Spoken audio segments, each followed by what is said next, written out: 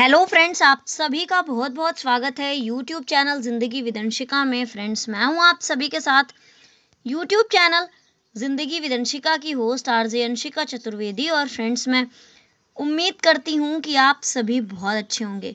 तो फ्रेंड्स, जैसा कि आप सभी जानते ही हैं कि मैं अपने यूट्यूब चैनल ज़िंदगी विदंशिका पर लेकर आती हूं आप सभी के लिए हर दिन एक छोटा सा मोटिवेशनल थॉट। तो हर दिन की तरह आज भी मैं हाजिर हूँ लेकर आप सभी के लिए आज का ये छोटा सा मोटिवेशनल थॉट। और आज के इस मोटिवेशनल थॉट का टाइटल है भीतर की यात्रा, यानी कि इनर जर्नी। फ्रेंड्स, भीतर की यात्रा का तात्पर्य आंतरिक यात्रा या आत्म यात्रा से है। आत्मज्ञान, आत्मचिंतन, आध्यात्मिक विकास की प्रक्रिया को दर्शाता है। इसमें व्यक्ति अपने विचारों, भावनाओं और अनुभवों का विश्लेषण करता है और अपने जीवन के उद्देश्य और अर्थ को समझने का प्रयास करता है।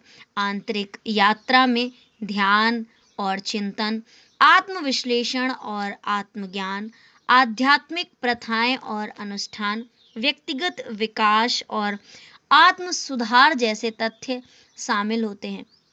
हमें अपने भीतर की दुनिया को समझने और अपने जीवन को अधिक अर्थपूर्ण और संतुष्ट बनाने के लिए भीतर की यात्रा हमें प्रेरित करती है। यानी कि हमारी जो इनर जर्नी होती है, जो इंटरनल जर्नी होती है, वो हमें हमारे अंदर की चीज़ों को जानने के लिए प्रेरित करती है और मोटिवेट करती है।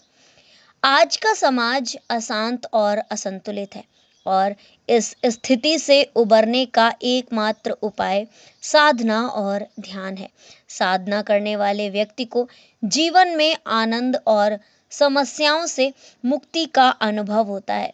जैसे जैसे साधना आगे बढ़ती है, समस्याओं का मजबूत मोर्चा कमजोर होने लगता है।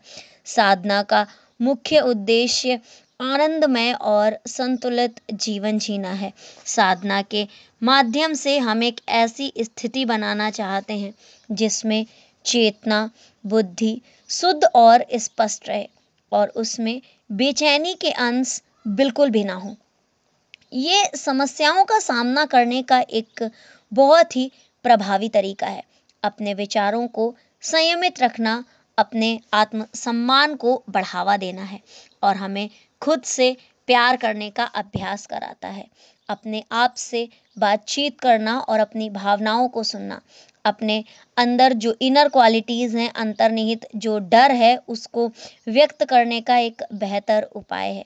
जब हम अपने अंदर झांकते हैं, अपने भीतर झांकते हैं और अपनी सच्ची भावनाओं को व्यक्त करते हैं, तो डर का सामना करना आसान हो जाता है।